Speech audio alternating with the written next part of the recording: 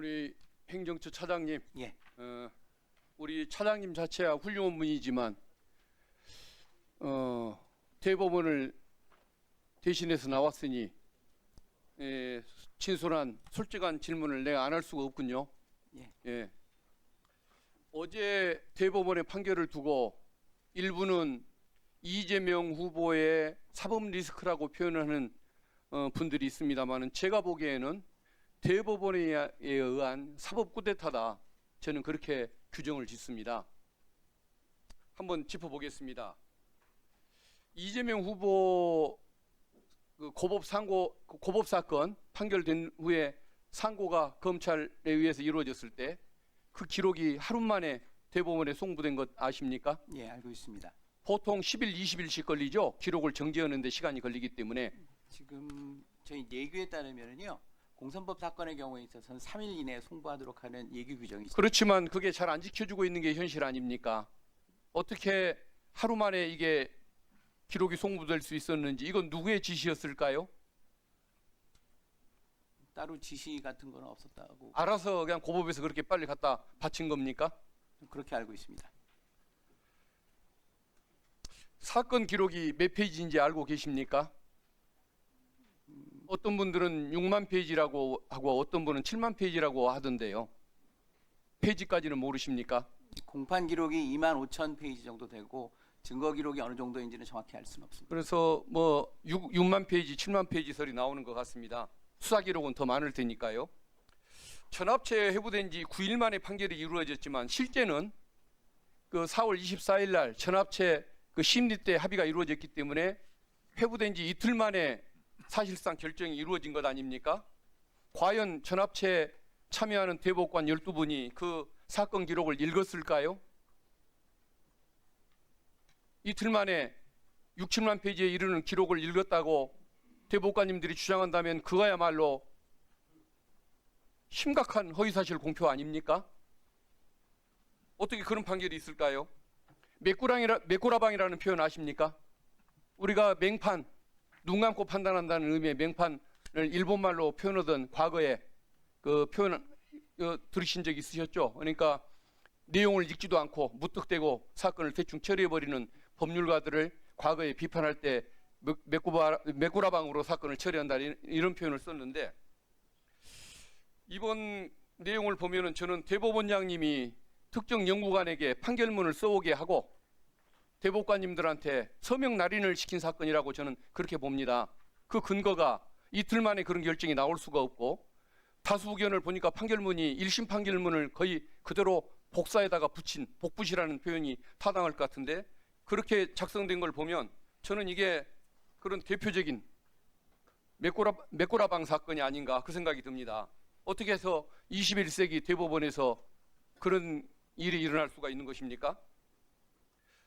이것은 대법원장님이나 보수 대법관 몇 분이 민주진영의 대선 후보를 상대로 엉터리 설계도를 만들고 그 설계도에 맞춰서 이틀 만에 날림공사를 해버렸던 이런 잘못된 사건이 아닐까, 저는 그 생각을 해봅니다. 저 화면 좀 띄워주시겠습니까? 저게 전두환의 요구로 최규하 대통령이 억지 서명을 할 때 정승화 육참총장 잡아들이는 저 재가문서에 서명을 할 때 오른쪽에 시간까지 기재를 했습니다. 사전 본인이 동의한 문서가 아니라는 것을 분명히 나타내기 위해서. 근데 군부가 저것을 오른쪽에 있는 시간을 지웠는데 원본에 의하면은 새벽 5시 10분에 그 다음날 서명한 걸로 기록이 분명히 되어 있다고 합니다. 이번에 그 소수 의견을 냈던 대법관 두 분, 이웅구 대법관, 오경미 대법관 두 분이 49페이지에 걸쳐서 거의 절규하는 심정으로 다수 의견을 비판하는 내용을 써놨던데, 요약한 부분 한번 발췌해서 보겠습니다. 화면 좀 띄워주십시오.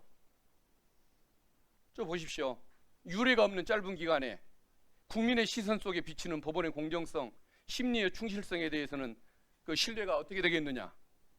대법관들 상호 간의 설득과 숙고의 성숙기간도 거치지 않은 결론. 이것은 외관상 공정성에 대한 시비도 문제지만 결론에 있어서도 국민을 납득시키는 데 실패할 것이다라고 썼습니다. 오죽하면 저런 표현을 썼을까요? 다음 페이지 한번 보여줘 보십시오. 죄용 법정주의나 의심스러울 때에는 피고인에게 유리하게라는 형사법의 기본 원칙도 반했다고 저런 표현을 써놓고 있습니다. 두 분의 대법관이. 다음 페이지 보여주십시오. 저 보십시오. 그동안 대법원이 절제해왔던 그 관행을 어기고 사법의 정치와 정치의 사법화를 추구했다라는 취지로 이제 비판하지 않습니까? 이럴 수가 있는 것입니까? 어떻게 생각하십니까? 저 의견 보시고 우리 차장님. 예, 좀 전에 말씀드린 것처럼 다수 의견과 소수 의견 모두 존중돼야 된다고 생각합니다. 저는 이 사건은 이재명 후보의 사법 리스크가 아니라 대법원의 사법 쿠데타라고 보는 것입니다. 이건 이승만 대통령의 정적 조봉암 선생을 대법원이 사형 판결을 해서 사법살인을 저지른 이후에 대법원에 의한 최대 대선 개입 사건이라고 저는 이것을 규정짓고 싶은 것입니다. 국민들이 대통령을 뽑는 것이죠. 검사나 판사가 뽑는 건 아니지 않습니까? 그런데 검사나 판사가 대통령을 뽑고자 한다고 한다면 이것은 민주국가의 기본 원리, 국민 주권주의의 원리를 침탈하는 태도 아니겠습니까? 어제 이 판결을 보고서 대법원이 유죄라고 이렇게 인정을 했으니까 이재명 후보에 대한 지지를 거둬야겠다라는 견해가 있을 수도 있지만 오히려 우리 국민이 갖는 그 주인의 권리를 소수의 법조 귀족들이 뺏어가려고 한다는 이런 국민 주권에 대한 침탈, 국민 주권주의의 원리, 이것을 침탈하는 현상에 대해서 분노한 시민들이 오히려 민주진영 후보에게 표를 찍고 그런 내란 세력들, 사법 쿠데타 세력들을 심판하려는 더 열정이 커질 거라는 저는 생각을 하거든요. 어제 저는 대법원은 중대한 실수를 했다고, 흑역사를 남겼다고 생각을 합니다. 의견 있으면 말씀해 주십시오. 따로 없습니다.